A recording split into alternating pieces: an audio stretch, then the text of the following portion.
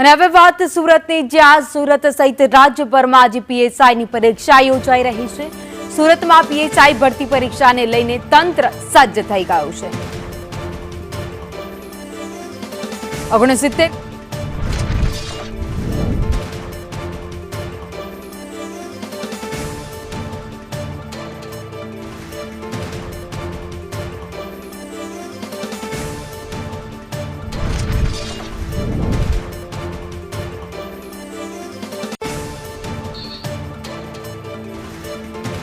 તો તમામ 69 જે કેન્દ્રો બનાવવામાં આવ્યા છે ત્યાં ચુસ્ત પોલીસ બંદોબસ્ત ગોઠવવામાં આવ્યો છે।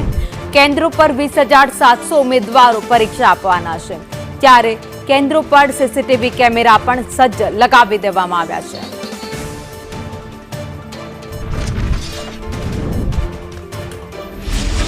સહિત રાજ્યભરમાં આજે પોલીસ સબ ઇન્સ્પેક્ટરની પરીક્ષા યોજાવા જઈ રહી છે, ત્યારે સુરત શહેરમાં પણ આ રીતે પરીક્ષાનું આયોજન કરવામાં આવ્યું છે। શહેરના 69 કેન્દ્રો પર 20,700 ઉમેદવારો પરીક્ષા આપશે અને હાલ જે કહી શકાય 69 પરીક્ષા કેન્દ્રો ઉપર સીસીટીવી પોલીસથી કેમેરાથી જે સજ્જ કરવામાં આવ્યું છે, સીધું મોનિટરિંગ પ્રક્રિયા લાઈવ રેકોર્ડિંગ કરવામાં આવશે। પરીક્ષા કેન્દ્ર ઉપર ચુસ્ત પોલીસ બંદોબસ્ત પણ અંદર ગોઠવી દેવામાં આવ્યો છે। કેટલાક ઉમેદવારો અહીં ઉપસ્થિત છે, આપણે તેમને પૂછવાનો પ્રયાસ કરીશું। ભાઈ મિત્ર, શું થયું, શા માટે આવ્યું?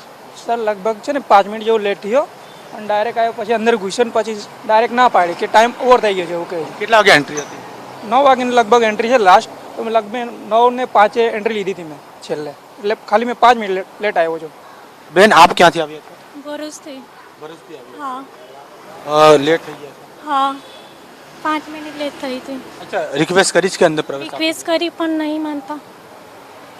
બિલકુલ આ એક ભાઈ છે શાકભારાથી આવ્યા છે અને એક બેન છે તેઓ ભરૂચથી આવ્યા છે સુરત ખાતે, જે તેમની પોલીસ ઇન્સ્પેક્ટરની પરીક્ષા છે ત્યારે, પરંતુ 9 વાગે એન્ટ્રી હતી, પરંતુ 9 વાગ્યાને 5 મિનિટ થઈ જતા તેઓ લેટ થઈ ચૂક્યા છે, જેથી તેમને અંદર પ્રવેશ આપવામાં આવ્યો નથી। હાલ જોઈ શકાય છે તેમના દ્વારા અંદર જે છે અધિકારી હોય તેમને રિક્વેસ્ટ પણ કરવામાં આવી છે, પરંતુ અંદર તેમને પ્રવેશ આપવામાં આવ્યો નથી, કારણ કે નિયમ મુજબ જે પ્રકારે હતું જે ઉમેદવારો લેટ આવશે તેમને પ્રવેશ હતી ને। જો કે ખાસ કરીને વાત કરવામાં આવે ત્યારે આ પરીક્ષાની જે સુરત શહેરમાં યોજાઈ રહી છે તે 2 પાળીમાં યોજાવા જઈ રહી છે। પરીક્ષાનો પહેલી પરીક્ષા જે છે સવારે 9:30 વાગ્યાથી લઈને બપોરે 12:30 વાગ્યા સુધી હતી અને જે છે, અને બીજી પરીક્ષા જે છે બપોરે 3 વાગ્યાથી લઈને સાંજે 6 વાગ્યા સુધી પરીક્ષા યોજાશે।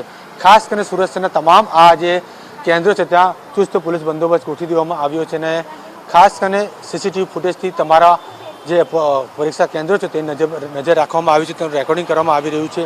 કોઈ ઘટના ન બને તે માટે ચુસ્ત પોલીસ બંદોબસ્ત પણ ગોઠવવામાં આવ્યો છે। કેમેરામેન અજીત પટેલ સાથે જયેન્દ્ર પાંડે, સંદેશ ન્યૂઝ, સુરત।